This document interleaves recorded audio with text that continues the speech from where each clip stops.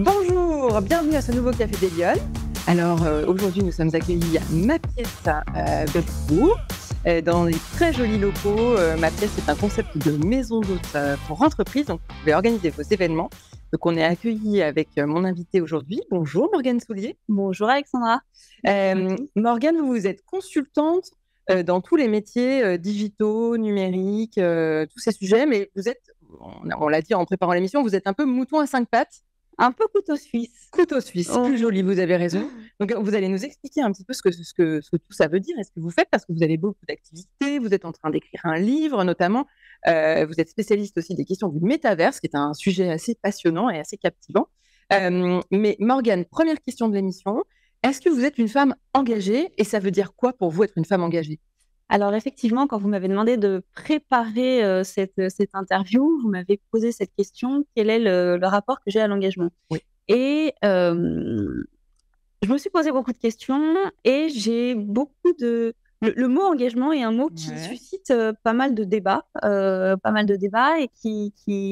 pour lequel je ne suis pas forcément toujours à l'aise. D'accord. C'est un peu la même question de ce que vous créez avec le Café des Lyonnes et avec les Lyonnes de façon générale sur la question du féminisme, où je trouve que c'est des mots qui sont très galvaudés et qui peuvent avoir des connotations un petit peu violentes. Et en fait, à mon sens, on peut être engagé dans sa sphère personnelle, dans sa sphère professionnelle, dans sa sphère familiale, dans sa sphère, tout domaine de la vie. On peut être engagé sans forcément être extrémiste, ni violent, ni...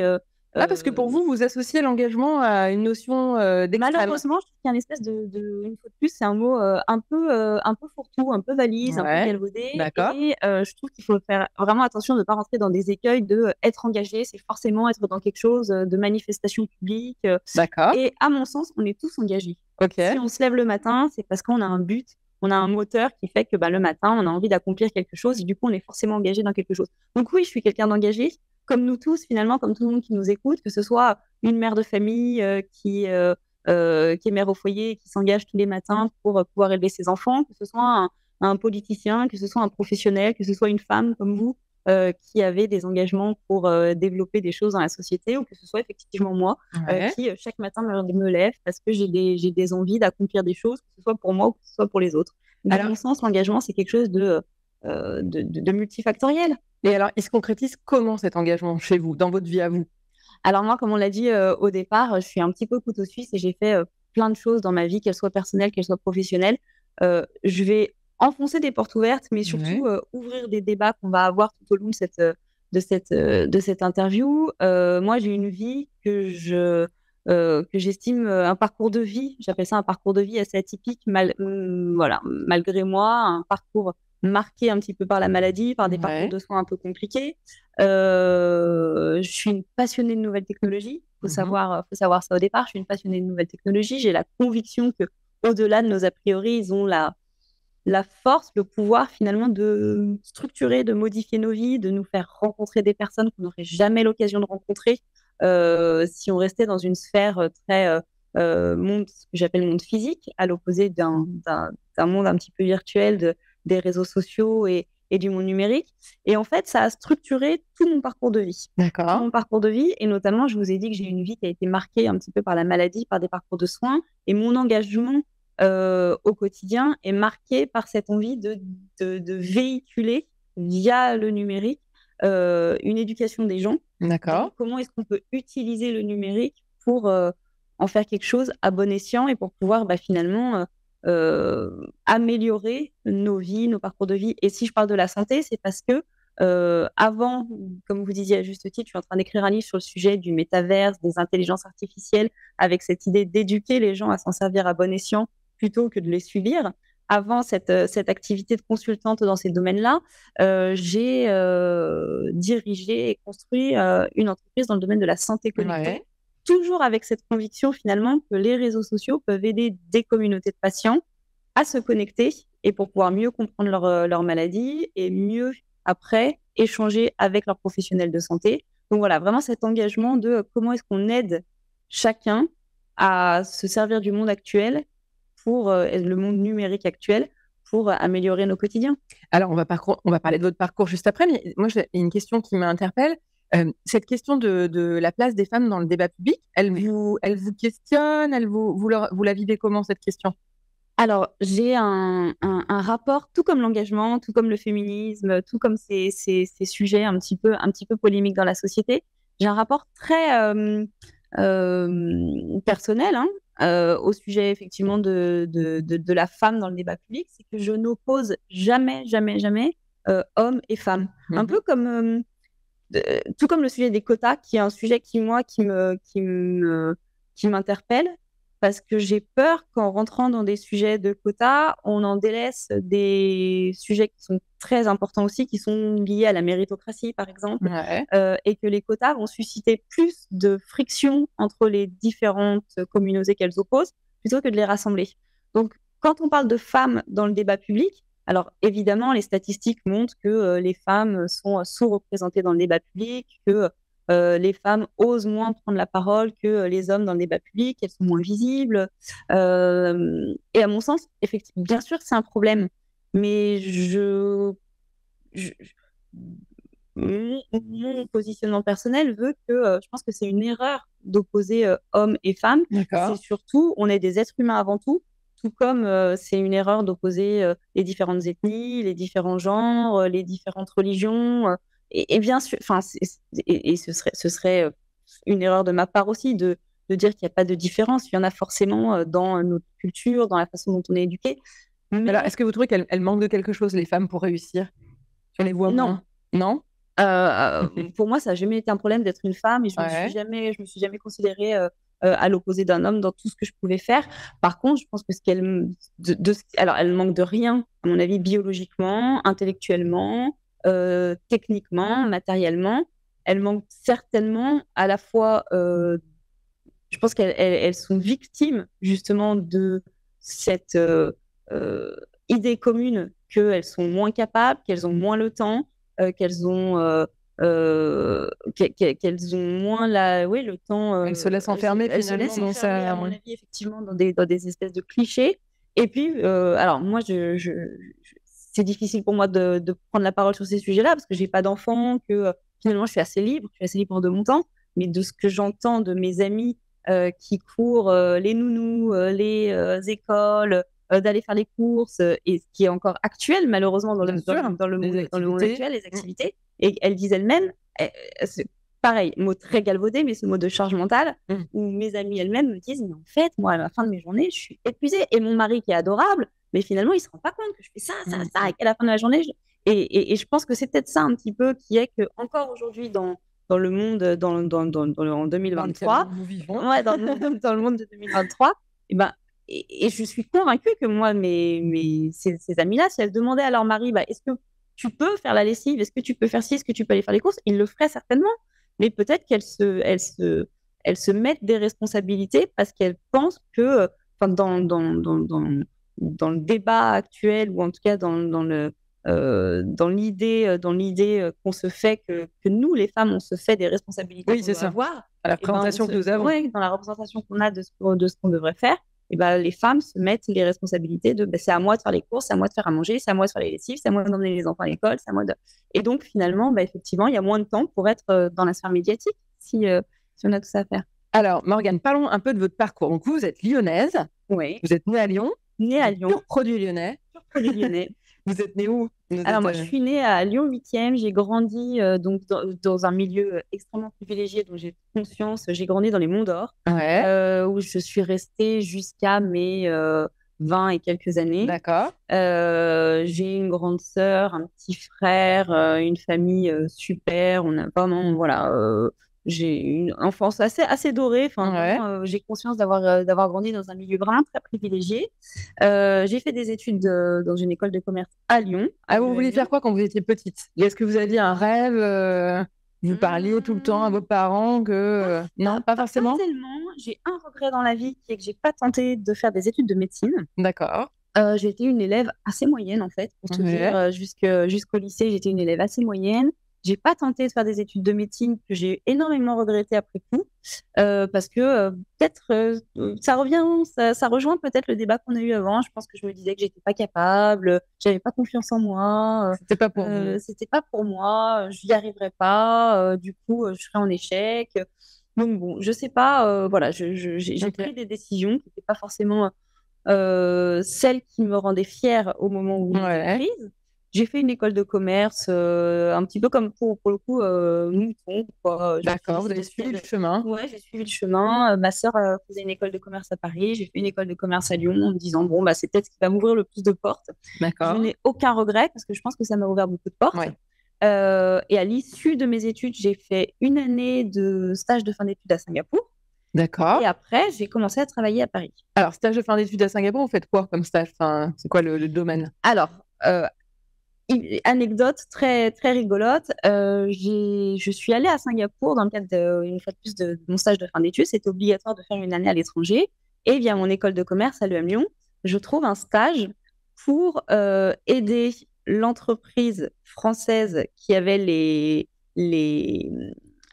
marques de vêtements Naf et Chevignon, les franchises Naf et Chevignon. L'idée, c'était de les aider à s'implanter sur le marché singapourien. Ah oui, je passe mes entretiens, donc les aider sur le plan marketing et communication. Je passe mes entretiens en anglais avec quelqu'un voilà, à distance qui me dit venez, vous êtes voilà, c'est vous que je recrute, venez, et puis on s'occupera quand vous serez sur place de vos visas, vous serez payé tant par mois, vous vous occuperez de toute la stratégie de marketing des marques Naf et Chevignon sur le marché singapourien. Pas de problème, je prends mon avion, j'arrive. Et là, en fait, je me retrouve devant un homme qui parlait français comme vous et moi. Donc, pas du tout de sujet de stratégie, marketing comme en anglais. Et il me dit, en fait, j'ai 2 franchises Naf dans des shopping centers à Singapour. Vous allez être vendeuse. Je n'ai pas de visa pour vous. Vous serez payé en cash. Vous sortirez toutes les 3 semaines du territoire pour pouvoir re-rentrer. Ah oui, ok. Et, donc, le plan galère. Le plan galère, et là, donc voilà.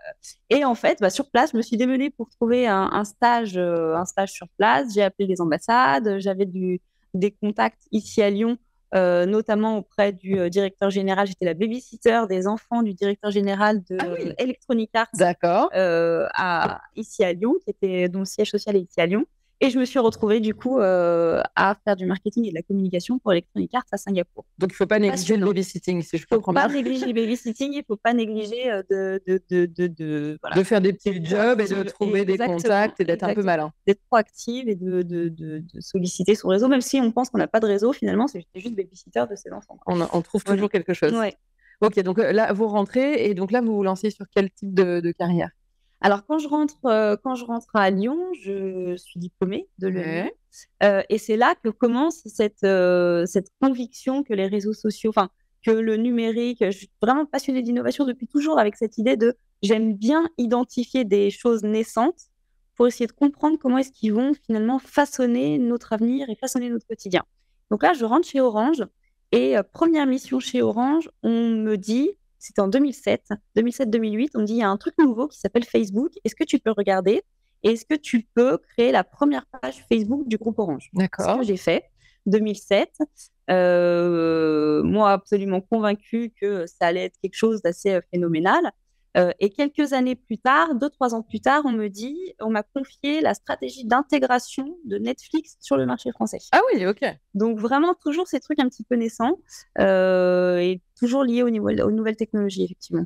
Ok. Donc ça, c'est le début de ma carrière. Le début de carrière. Voilà, comprendre les réseaux sociaux, l'explosion d'Internet, de ce qu'on appelle le Web 2 à l'époque. Et d'accord. Je fais exprès de parler de Web 2 parce qu'après, on va parler de Web 3. Quelques années plus tard, donc je vous parlais d'un parcours de vie marqué par la maladie.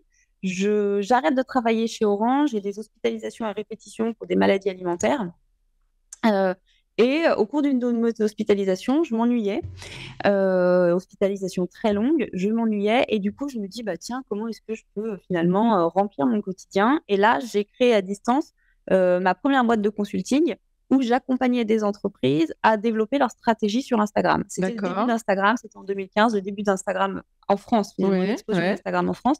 Et là, je faisais des publications sur Instagram pour des entreprises, tout secteur d'activité, notamment une entreprise qui avait une boîte de meubles de salle de bain, une épicerie à Montreuil, un cabinet d'avocats. Et donc voilà, donc je faisais un petit peu leur stratégie de publication sur les réseaux sociaux.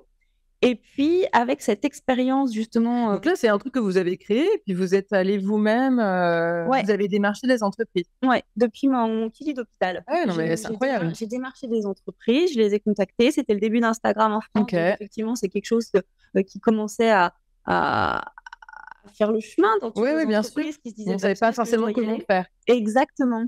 Et c'était un petit peu ça. C'était, est-ce que je dois, oui ou non, avoir une stratégie de présence sur Instagram, sur les réseaux sociaux? Et donc, moi, j'arrivais avec une solution clé en main. Ok. Et finalement, ça intéressait.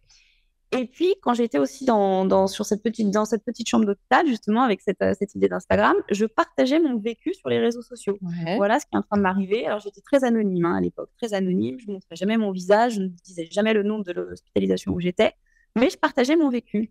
Et là, en fait, ce que j'ai trouvé absolument formidable, c'est deux choses. La première chose, c'est que j'ai commencé à fédérer autour de moi une communauté du monde entier, pas forcément des communautés de malades, mais des communautés de soutien. D'accord.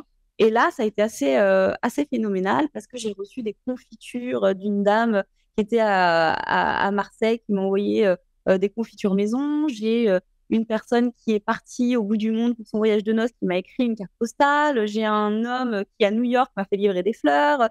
Donc, la communauté a voulu prendre soin de vous, finalement. Et j'ai trouvé ça phénoménal, en fait, cette capacité qu'on a de rencontrer des gens du monde entier et de fédérer des communautés d'entraide et de soutien.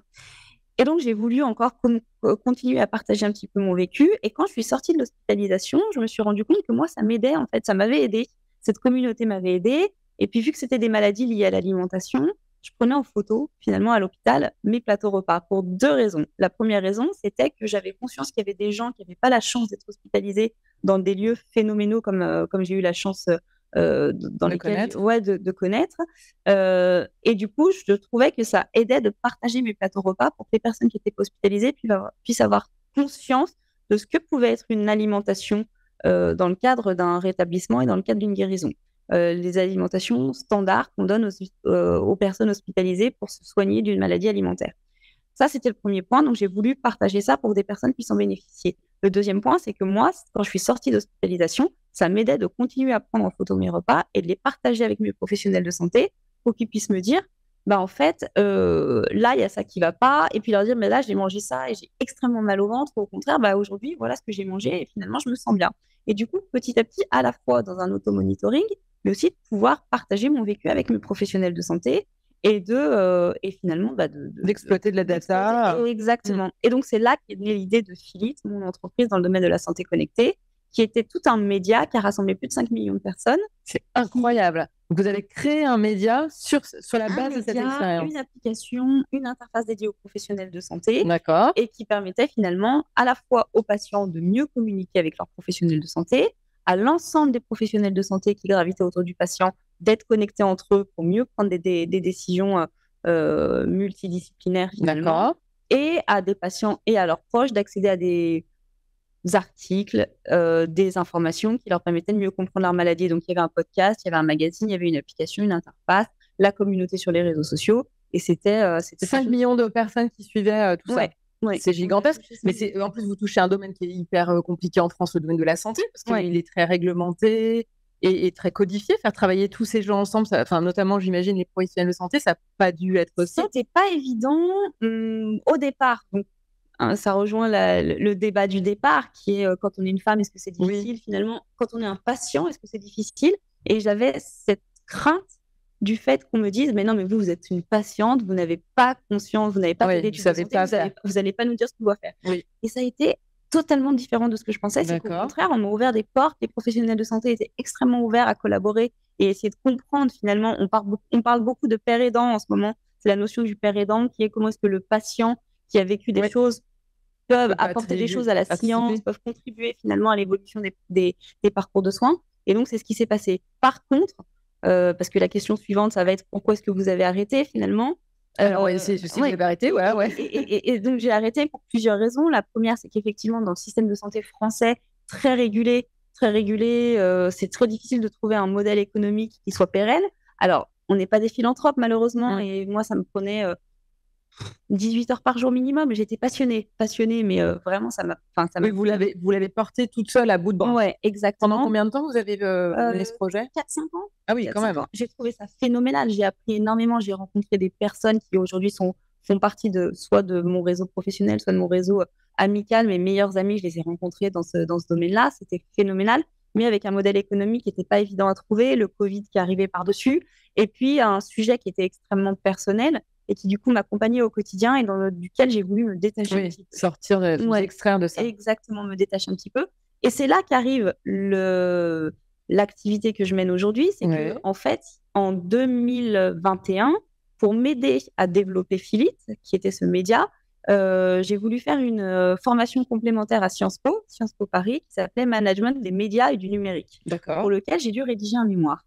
Et juin 2021, j'entends parler d'un sujet un petit peu naissant. Donc, on se rappelle de Facebook, on se rappelle de Netflix, et j'entends parler d'un sujet un petit peu naissant qui est le métaverse. Et je me prends au jeu, je me passionne, et je me dis, ça va être ça mon sujet de mémoire pour Sciences Po. Donc, j'étais en train de me détacher de Philip et de me dire, le modèle économique, je ne vais pas le trouver, donc il faudrait que je ferme mon entreprise. Et là, je me plonge dans ce sujet du métaverse. Je développe je rédige petit à petit mon mémoire. Et je commence à être extrêmement sollicitée pour animer des conférences, pour animer des séminaires sur ce sujet du Web3, du métaverse, des intelligences artificielles.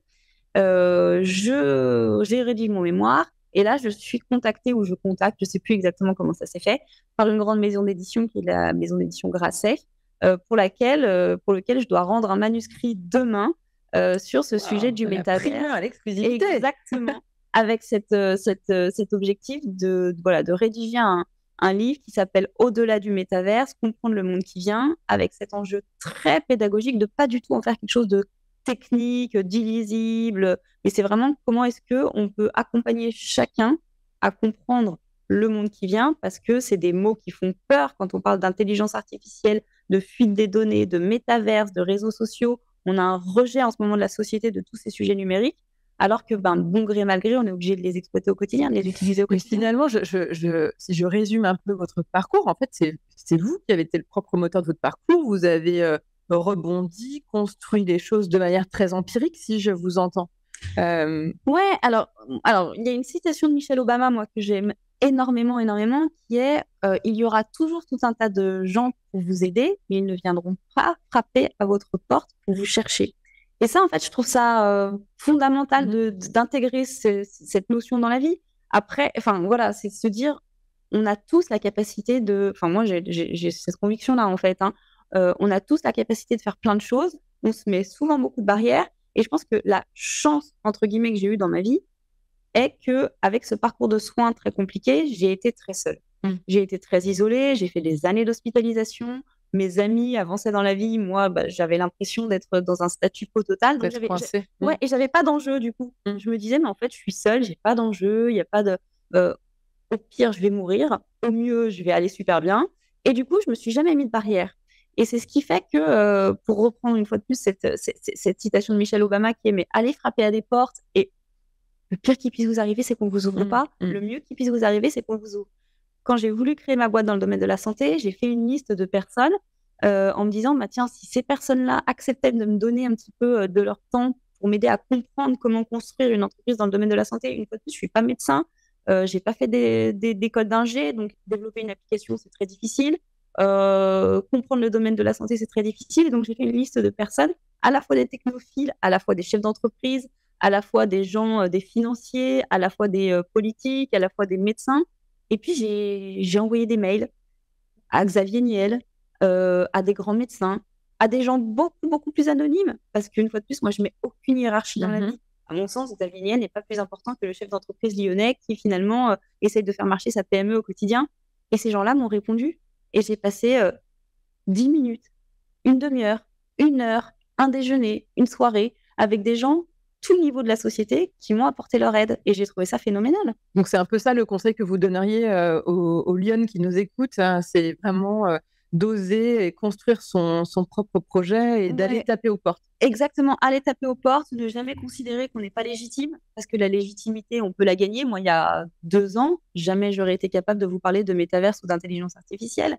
il y a 5 ans, jamais j'aurais été capable de vous parler de santé connectée. Et on peut se dire, bah ouais, j'ai 30 ans, 35 ans, 40 ans, c'est pas aujourd'hui que je vais refaire des études. Moi, j'en fais tout le temps des études et j'apprends tout le temps. J'ai fait mon école de commerce en 2007, j'en ai fait une autre dans le cadre de mon entrepreneuriat. J'ai fait un master à HEC en 2019 ou un truc comme ça, où j'ai été lauréate d'un truc. En 2021, je rentre à Sciences Po et puis peut-être que demain, je ferai un truc dans un encore différent. Et on nous dit tout le temps que la vie est courte, mais la vie est hyper longue si on s'ennuie. Donc, ça peut être vraiment, ça peut être un fardeau. Donc, autant essayer. En tout cas, je ne juge absolument pas les personnes qui sont hyper à l'aise dans une zone de confort, dans une routine du quotidien. On a tous des personnalités différentes. La mienne fait que j'adore apprendre, je me nourris de rencontres. Et le message, c'est que c'est possible. Le message, c'est que c'est possible.